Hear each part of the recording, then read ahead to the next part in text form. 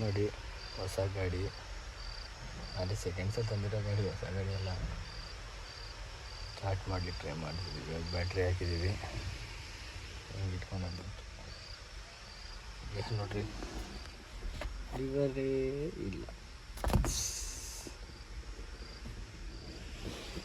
Sensor ಜಂಪಪ್ನ ಆಡ. ಇವಾಗ battery ಹಾಕಿದ್ದೀವಿ, ಬ್ಯಾಟ್ರಿ ಹಾಕಿ ಸ್ಪಾನರ್ ತರಲಿಕ್ಕೆ ಹೋಗೋರೆ. ಸ್ಪಾನರ್ ತಂದು ಏನೋ ಲೀಕ್ ಆಗೈತೆ ನೋಡಬೇಕಂತಲ್ಲ. ಆಮೇಲೆ E25 ಟಯರ್ ಲೀಕ್ ಆಗೈತೆ, ಅದನ್ನು ಚೆಕ್ ಮಾಡಿ ನೋಡಿ. ಕ್ಯಾಬಿನ್ ಎತ್ತೋ ಸಿಸ್ಟಮ್ ಹಿಂಗೆ ಇದನ್ನು ಹಿಡ್ಕೊಂಡು ಹಿಂಗೆ ಪ್ರೆಸ್ ಮಾಡೋರು ಗಟ್ಟಿಗೆ